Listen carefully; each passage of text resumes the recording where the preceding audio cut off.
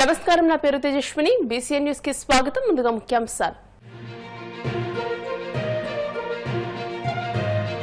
సింహాచలం శ్రీ వరాహలక్ష్మీ నరసింహస్వామి వారు దర్శించుకున్న బీజేపీ జాతీయ అధ్యక్షుడు నితిన్ నబీన్ ఆలయ మర్యాదలతో స్వాగతం పలికిన అధికారులు.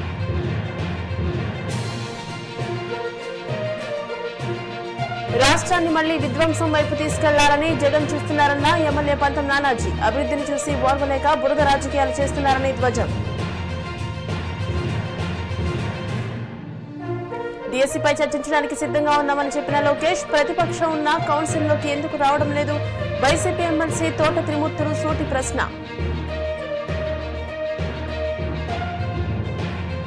తిరుమల శ్రీవారిని దర్శించుకున్న తెలంగాణ మాజీ మంత్రి మల్లారెడ్డి ఆలయ మర్యాదలతో స్వాగతం పలికిన అధికారులు.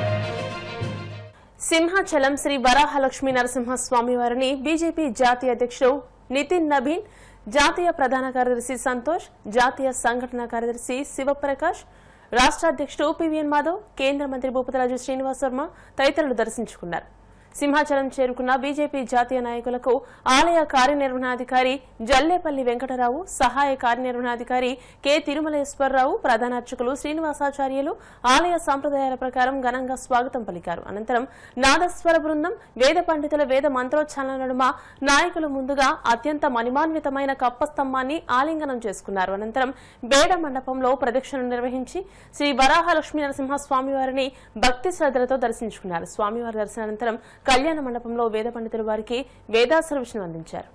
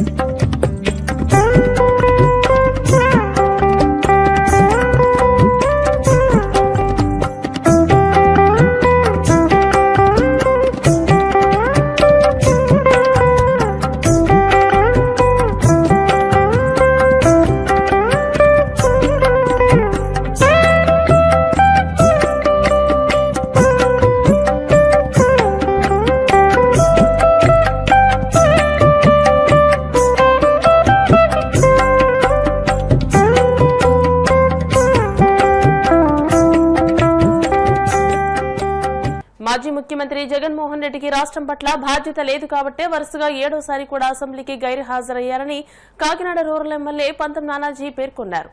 ప్రతిపక్ష హోదా కల్పిస్తేనే అసెంబ్లీకి వస్తారని, ముఖ్యమంత్రి చంద్రబాబుకి కేటాయించే సమయంతో సమానంగా తనకు సమయం కేటాయిస్తేనే సభకు హాజరవుతారని జగన్ చెప్పడం విడ్డూరంగా ఉందన్నారు. కూటమి ప్రభుత్వం డిఎస్సీ నిర్వహించి 16,000 మంది యువతకు ఉద్యోగావకాశాలు కల్పిస్తే విమర్శలు చేయడం సరికాదని అన్నారు. జగన్ కు దేశం అంటే భక్తి, గౌరవం లేవని, అందుకే ఆగస్టు 15వ తేదీన జాతీయ జెండా ఎగురవేసి వందనం చేయలేదని విమర్శించారు.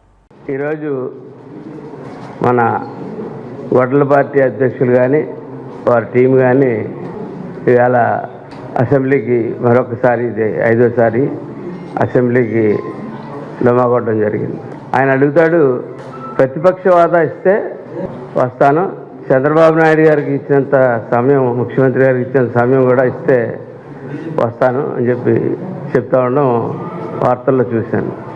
అంటే ఒకసారి ముఖ్యమంత్రి చేసినటువంటి వ్యక్తి, ఒక ముఖ్యమంత్రి కొడుకు అయినటువంటి వ్యక్తికి ఇది ప్రతిపక్ష హోదా అన్నది ఒక ముఖ్యమంత్రి గారు ఒక పార్టీయో ఇచ్చేది కాదు, అది ప్రజలు ఇవ్వాలన్న కనీస జ్ఞానం లేకుండా ఆయన అంటున్న తీరులు ఇక్కడికి రావడం మానేసి బయట రోడ్ల మీద టెంట్లు వేసుకుని కూర్చుని 5 సంవత్సరాలు నిరుద్యోగ యువతని డిఎస్సికి ప్రిపేర్ అయినటువంటి వ్యక్తులందరినీ కూడా గాలిలోకి వదిలేసి ఒక్కసారి కూడా డిఎస్సి కండక్ట్ చేయకపోగా ఇవాళ కూటమి ప్రభుత్వం కండక్ట్ చేసినటువంటి డిఎస్సి 16,300 మంది చిల్లరకి మెగా డిఎస్సి కండక్ట్ చేస్తే దాన్ని తప్పుపడతా స్పోర్ట్స్ కోటా ప్యాకాట్ పెట్టారు, ప్యాకాట స్పోర్ట్స్ కోటా అని చెప్తా ఉన్నారు. ప్యాకాట ఇందులో పెట్టింది ప్యాకాట్ కాదు, పెట్టింది బ్రిడ్జ్ గేమ్ అనేటువంటి గేమ్. అది నేషనల్ వైడ్, ఇంటర్నేషనల్ వైడ్ అనేక టోర్నమెంట్లు జరిగినటువంటిది. అది మైండ్ గేమ్, మైండ్తో ఆడేటట్టు. అంటే 13 ముక్కల ప్యాకెట్ కాదు, ప్యాకెట్ అంటే అది కాకినాడలో ఇంజనీరింగ్ కాలేజీలో 85-90 మధ్యలో ఒకసారి చాలా నేషనల్ వైడ్ టోర్నమెంట్ కూడా కండక్ట్ చేయడం జరిగింది. అట్లాగే కాకినాడలోనే మళ్ళీ ఇంకొకసారి టౌన్ హాల్లో కూడా కండక్ట్ చేయడం జరిగింది. అవేళ మొత్తం సర్వారాయుడు గారు, పంతం బాబురావు వీళ్ళందరూ పెద్దలు, ఊళ్ళో ఉన్న పెద్దలందరూ కలిసి అది కండక్ట్ చేసినటువంటి కోట. అది వేళ నేషనల్ స్పోర్ట్స్ ఈవెంట్లోనే, అంతర్జాతీయ స్పోర్ట్స్ ఈవెంట్స్లో కూడా ఉన్నాయి. కనీసం ఆ పరిజ్ఞానం కూడా లేకుండా అలాగే అసెంబ్లీకి రావట్లేదు. బయట మాట్లాడేది ఎప్పుడన్నా ఒక పరిజ్ఞానంతో మాట్లాడాలని చెప్పి తెలియజేస్తూ ఉన్నాం. అట్లాగే ఈ వ్యక్తికి అసలు అసెంబ్లీలోకి రావడం కాదు, ఈ దేశంలో ఉండి హత్యకు వెళ్ళిపోయి చెప్పి నేను చెప్తా ఉన్నాను. ఒక ముఖ్యమంత్రి చేసిన వ్యక్తివి, ఒక ఎమ్మెల్యేగా ఉన్న వ్యక్తి ఆగస్టు 15 రోజుని జెండా ఎగరేయాలన్న కనీస జ్ఞానం లేదా అని చెప్పి గొడ్ల పార్టీ అధ్యక్షుడిని నేను అడుగుతూ ఉన్నాను. ఆగస్టు 15 రోజు అంబేద్కర్ గారు రాసినటువంటి రాజ్యాంగాన్ని గౌరవించలేనటువంటి వ్యక్తి నువ్వు ముందు కూడా ఎక్కడ అంబేద్కర్ గారికి విగ్రహాలకి దండలు వేస్తే మటుకు మేము ఊరుకోమని చెప్పి తెలియజేస్తా ఉన్నాం.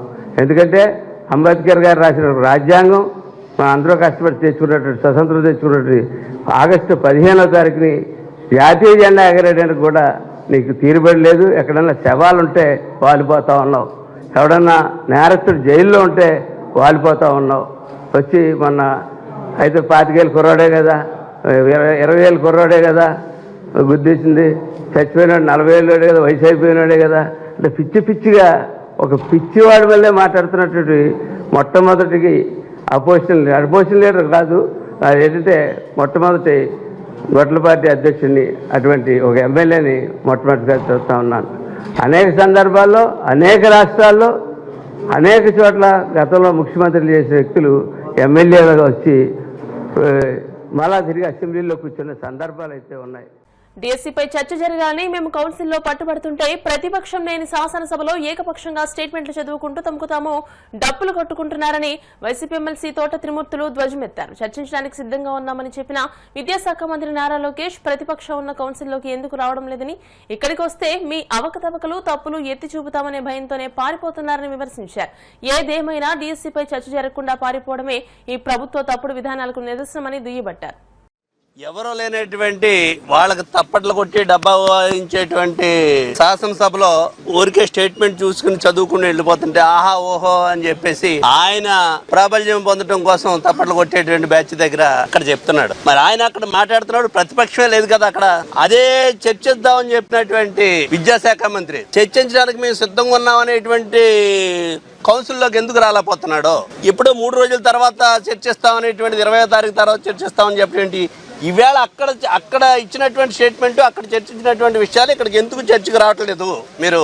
అంటే ఇక్కడికి చర్చకు వస్తే మీ అవకతవకలు బయట పెడతాం, మీరు చేసినటువంటి తప్పులన్నీ బయట ఎత్తు చూపుతామనేటువంటి భయం కొలిది ఇక్కడ రావట్లేదు.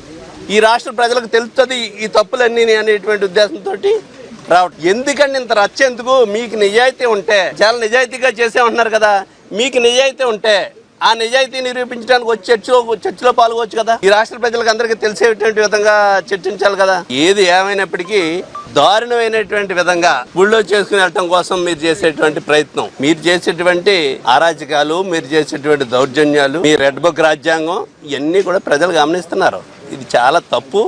ఖచ్చితంగా ఈ రాష్ట్రంలో డిఎస్సి మీద చర్చ జరగకుండా పారిపోవటం అనేటువంటిది మీ యొక్క తప్పుడు విధానానికి ఇదొక నిదాహరణగా కనపడుతుంది అనేటువంటిది ఈ సందర్భంగా మీ అందరికీ తెలియపరుస్తూ, ఇంకొక విషయం, ఈ డిఎస్సి 16,000 ఉద్యోగాలు ఇచ్చేస్తున్నారు కదా. డిఎస్సిలో ఈబీసీ కోటా ఇచ్చాము చంద్రబాబు నాయుడు గారు అని చెప్తున్నారు కదా మీరు.